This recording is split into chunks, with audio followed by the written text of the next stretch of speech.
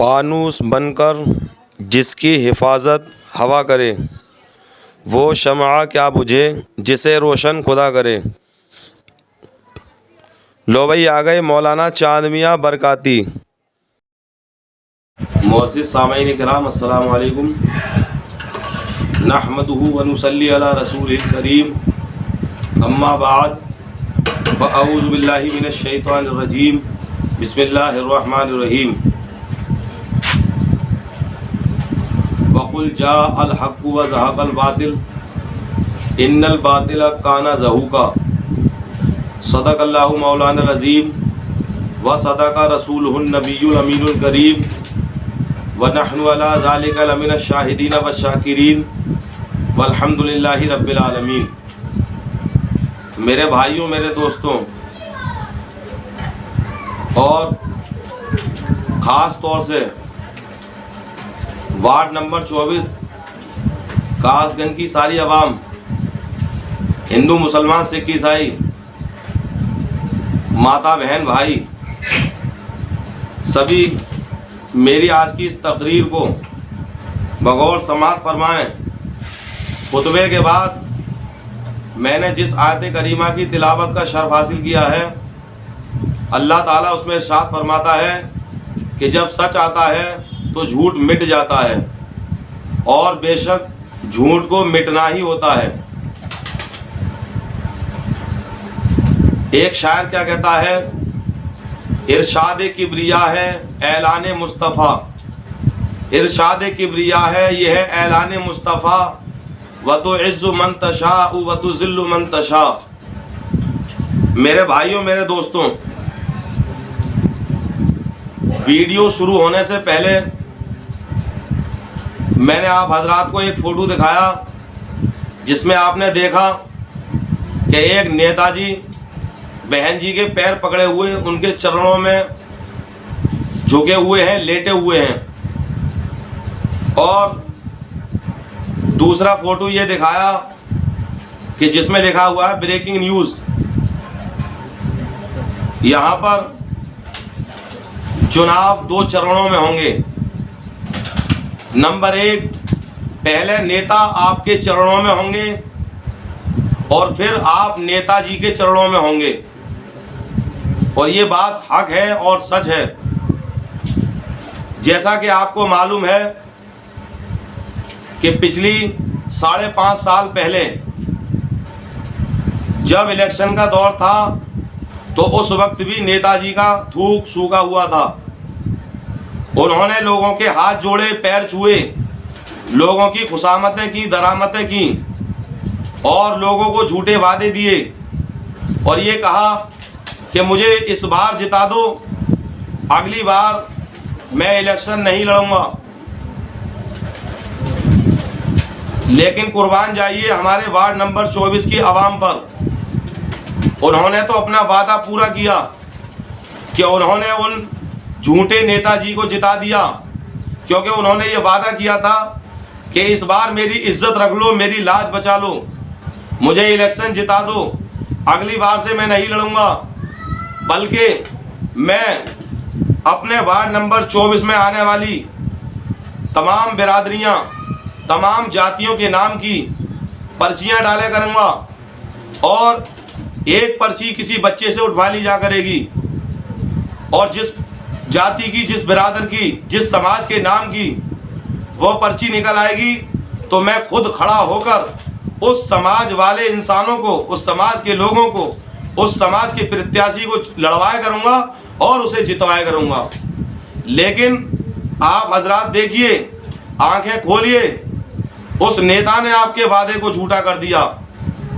कुरान पाक में फरमाया गया, लानतुल्लाहि अलल काज़िबीन, झूठों पर अल्लाह की लानत हो। उस नेता ने पर्ची के वादे को नकार दिया, झुटला दिया, और खुद से अपना फार्म भर के खुद प्रत्याशी बनकर दोबारा आप लोगों के बीच में मौजूद हो गया। तो बताइए, मेरी तकरीर का आज का जो उन्वान है वो उसका टाइटल ये है कि पर्ची कहाँ गई, और उसी का दूसरा उन्वान है क्या हुआ तेरा वादा। और तीसरा उन्वान है झूठों पर अल्लाह की लानत हो। मेरे भाइयों मेरे दोस्तों, आप हजरात देखें कि हमारे वार्ड नंबर 24 में पठान बिरादरी रहती है, अब्बासी बिरादरी रहती है, अलवी बिरादरी है, सैफी समाज रहता है, कुरैशी समाज रहता है, अंसारी समाज के लोग रहते हैं, गाजी समाज के लोग रहते हैं, मंसूरी समाज के लोग रहते हैं, मेव समाज के लोग रहते हैं, मलिक समाज के लोग रहते हैं, मेवा फर्रोज समाज के लोग रहते हैं, शेख मसूदी समाज के लोग रहते हैं, सलमानी समाज के लोग रहते हैं, सिद्दीकी समाज रहते हैं, फारूकी समाज वाले रहते हैं, जोजे भाई भी रहते हैं, कुशवा समाज के लोग रहते हैं, यादव समाज के लोग रहते हैं, भोरजी समाज के लोग रहते हैं, साहू समाज के लोग रहते हैं, तेली समाज के लोग रहते हैं, नाई समाज के लोग रहते हैं, लोधी राजपूत समाज के लोग रहते हैं, चौधरी समाज के लोग रहते हैं, गुप्ता समाज के लोग रहते हैं, माहेश्वरी समाज के लोग रहते हैं। तो मेरे भाइयों मेरे दोस्तों, क्या जिस समाज के लोगों की तादाद ज़्यादा हो, जिस समाज के लोगों के घर ज़्यादा हों, क्या उन्हीं का अधिकार है कि वो इलेक्शन लड़ें? और जिन जिन समाजों के मैंने अभी अभी जिन जिन बिरादरियों के नाम लिए हैं, अगर मेरे बोलने में कोई गलती हुई हो तो मैं आप हजरात के सामने हाथ जोड़कर माफ़ी चाहता हूं, क्योंकि मैंने बहुत सर्च किया, लोगों से पूछा कि आज के दौर में हर बिरादरी के जो नाम नए हैं, उन नए नामों से किन किन नामों से पुकारा जाता है। तो जहां तक मुझे लोगों ने बताया तो मैंने ये लिस्ट तैयार की। अब उसमें अगर मुझसे गलती हुई हो तो भाई माफ़ करना। मेरे कहने का मतलब और मकसद ये है कि जिस बिरादरी के घर ज़्यादा हों, जिस बिरादरी के लोग ज़्यादा हों, क्या उन्हीं लोगों का इलेक्शन लड़ने का अधिकार है? जिस बिरादर के 10 घर हों, 5 घर हों, 15 घर हों, 20 घर हों, क्या उनका अधिकार नहीं? क्या 5, 10, 15, 20, 50 घर वाले 100-200 घर वालों को वोट दे सकते हैं? और जब 5 घर वाला इलेक्शन पर खड़ा हो जाए तो क्या 100 घर वाले की जिम्मेदारी नहीं है कि वो भी अपना फर्ज निभाते हुए, जिस तरीके से 5 घर वाले ने 100 घर वाले को वोट दिए थे, तो 100 घर वाला भी अपनी जिम्मेदारी निभाते हुए 5 घर वाले को वोट दे? लेकिन ऐसा नहीं करते। क्यों? इनके अंदर बिरादरवाद भरी हुई है, इनके अंदर जातिवाद भरी हुई है। झूठे झूठे वादे करते हैं कि बस हमारी लाज रख लो, हमारी इज्जत बचा लो, अब हम इलेक्शन नहीं लड़ेंगे। लेकिन उनका वादा उसी वक्त होता है जब चुनाव होता है, और जब चुनाव हो जाने के बाद 2-4 महीने गुजर जाएं, अरे हम तो बहुत कह रहे हैं 2-4 महीने क्या, 1 महीने गुजर जाए तो फिर तो भैया जी, लाला जी किसी पड़ोसी को भी नहीं पहचानते। हम सुबह के टाइम में जब जाते हैं इस हुल्का दानवी रोड पर कल्याणपुर तक टहलते हुए, तो नेताजी जब हमें रास्ते में मिलते हैं, हम सोचते हैं नेताजी हमारी तरफ देखें तो हम उन्हें सलाम करें, तो नेताजी मुंह भेज लेते हैं यूँ करके। 4.5 साल तक नेताजी का मुंह भरा रहता है। और जब देखते हैं इलेक्शन का वक्त आ गया, 6 महीने बाकी रह गए हैं, तो नेताजी आते हैं, और भैया भांजे सलाम अलैकुम, भैया भतीजे, भैया बहनोई, भैया फूफा, भैया साले, भैया खालू, भैया नवासे, भैया नाती, फिर रिश्ते निकालते हैं। 4.5 साल तक मुंह फेर फेर के निकल जाते हैं। याद रखो मेरे भाइयों मेरे दोस्तों, कुरान पाक में अल्लाह ताला ने फरमाया है कि ऐ ईमान वालो, अल्लाह से डरो और सच्चों का साथ दो। तो अब ये आपके लिए बहुत बड़ा मौका है कि सच का साथ आप दें और ऐसे प्रत्याशी को जिताएं, ऐसे इंसान को वोट दें जिसका दामन हर तरह के दाग से खाली हो। ऐसा ना हो कि आपकी एक भूल से फिर आपको 5 साल तक पछताना पड़े। मेरे भाइयों मेरे दोस्तों, मैंने जितनी भी बिरादरियों के नाम गिनाए, जितने भी समाज के नाम गिनाए, क्या आपका दिल नहीं करता कि आपकी बिरादरी में से भी कोई एक नेता हो? क्या आप नहीं चाहते कि आप खुद इलेक्शन पे खड़े हो जाएं? क्या आप नहीं चाहते खुद कि आप खुद मेंबर साहब कहलाएं? क्या आप नहीं चाहते कि खुद आप नेताजी कहलाएं? तो आप इस बात के लिए अगर तैयार हैं तो डॉक्टर फैज़ान के लिए तैयार हो जाइए कि डॉक्टर फैज़ान का ये वादा है कि अगर इस बार आपने भारी बहुमत के साथ डॉक्टर फैज़ान और उनकी पत्नी डॉक्टर नाहिद को भारी बहुमत वोटों के साथ जिताकर भेज दिया तो इंशाअल्लाह ताला इस साल के बाद जब 5वीं साल के बाद इलेक्शन जब दोबारा पड़ेंगे तो इंशाअल्लाह ताला मैं खड़े होकर हर जाति के नाम की, हर बिरादरी के नाम की पर्ची पढ़वाऊंगा और पर्ची एक बच्चे से उठवाई जा करेगी और जिस बच्चे की पर्ची निकल आई, जिस बिरादर की पर्ची निकल आई, उसी समाज के लोगों को, उनमें से जो सबसे गरीब होगा, बिल्कुल गरीब, लाचार, बेवा हो, यतीम हो, मोहताज हो, उसको हम लोग खड़े होकर इलेक्शन का पर्चा भरवाएंगे और उसको इलेक्शन जितवाएंगे। अरे इलेक्शन मालदार को मालदार बनाने के लिए नहीं है, बल्कि मालदार को मालदार तो बहुत लोग बना देते हैं, गरीब को मालदार बनाओ तब बात है। मेरे भाइयों, मेरे दोस्तों, मुसलमान होने के नाते आप लोग मेरी बात पर इत्मीनान करें, भरोसा करें। जिस तरीके से आपको आज से 5.5 साल पहले झूठा वादा दिया गया और आपको ठग लिया गया, फिर उसी कुर्सी पर आकर खुद बैठ गए। 15-20 साल से आप लोगों के वोटों की ठगी की जा रही है। मैं आपसे वादा करता हूं, डॉक्टर फैज़ान से मैंने कॉल करार ले लिया है। डॉक्टर फैज़ान को आप भारी बहुमत से जिताइए। इंशाअल्लाह ताला 5 साल के बाद हर समाज के नाम की पर्ची पड़ेगी। जिस समाज के नाम की भी पर्ची निकल आई, उसी समाज में से जो सबसे ज़्यादा गरीब परिवार होगा, सबसे ज़्यादा गरीब घर होगा, उसी इंसान को इलेक्शन पर लड़ाई करेंगे। और अगर डॉक्टर फैज़ान ने हमारी बात ना मानी तो हम डॉक्टर फैज़ान को भी छोड़ देंगे।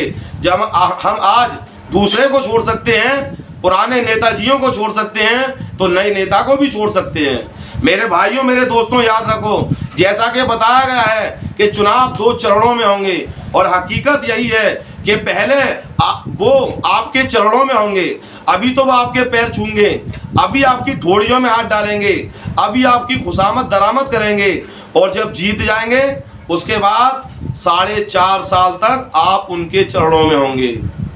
अभी वो आपके चरणों में हैं, फिर आप उनके चरणों में होंगे। तो आपको चाहिए कि आप हजरात अपने वार्ड नंबर 24 से जो सभासद प्रत्याशी हैं डॉक्टर नाहिद, पत्नी डॉक्टर फैज़ान, जिनके दामन पे एक जरा भी दाग नहीं है, उनको भारी बहुमत से विजयी बनाएं, जिससे कि आपके वार्ड नंबर 24 का बेहतरीन विकास हो सके।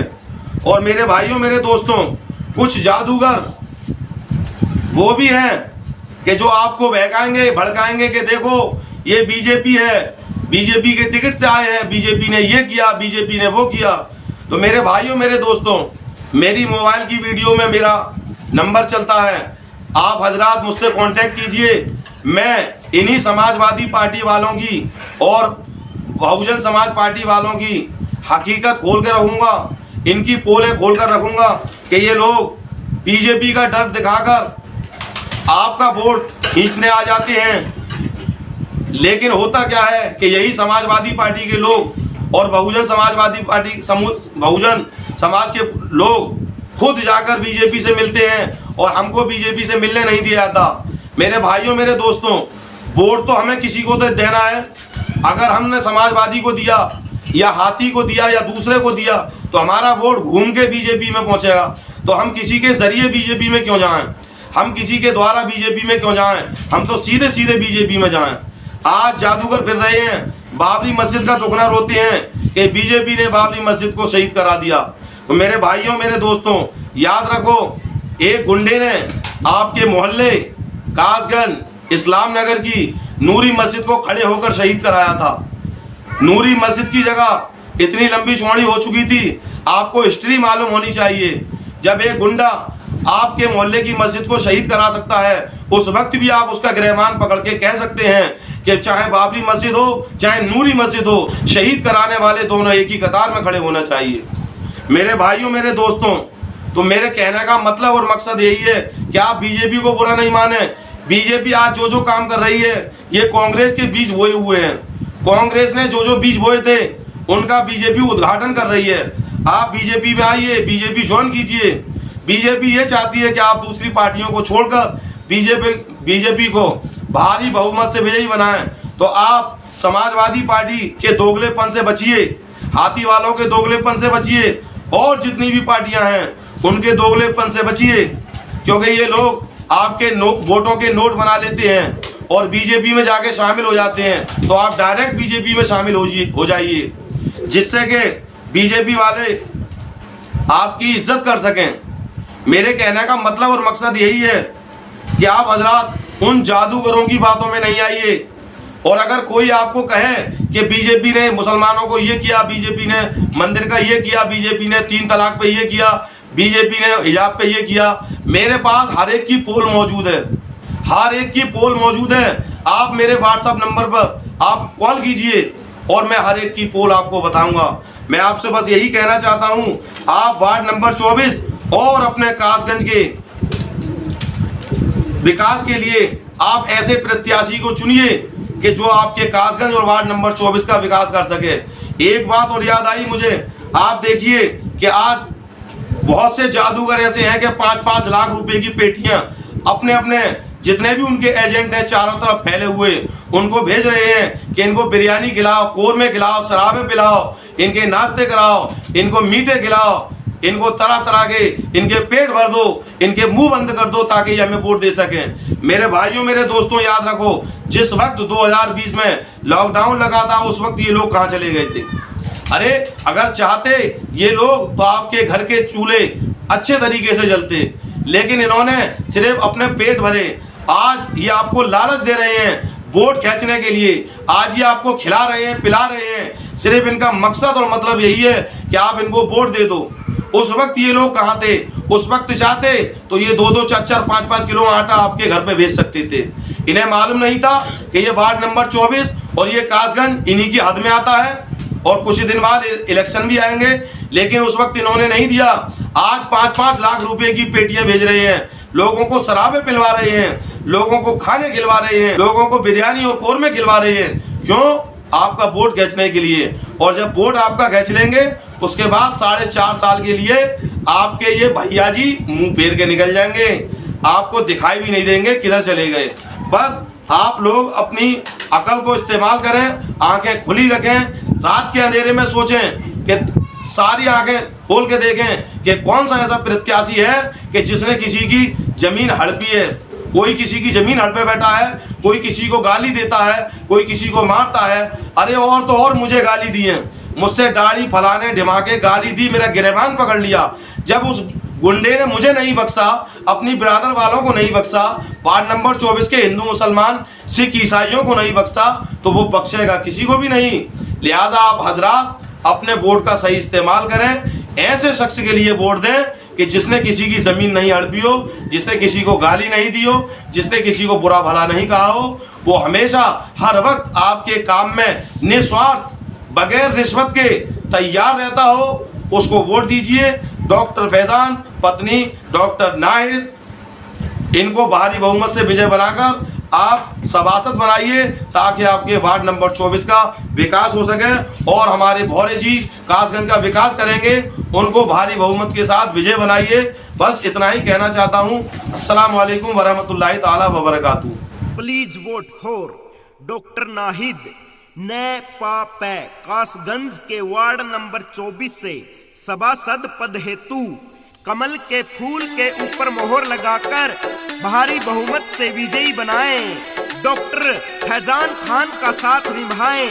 भाजपा प्रमुख समाज सेवी डॉक्टर फैजान खान का साथ निभाएं। कमल के फूल पर मोहर लगाएं।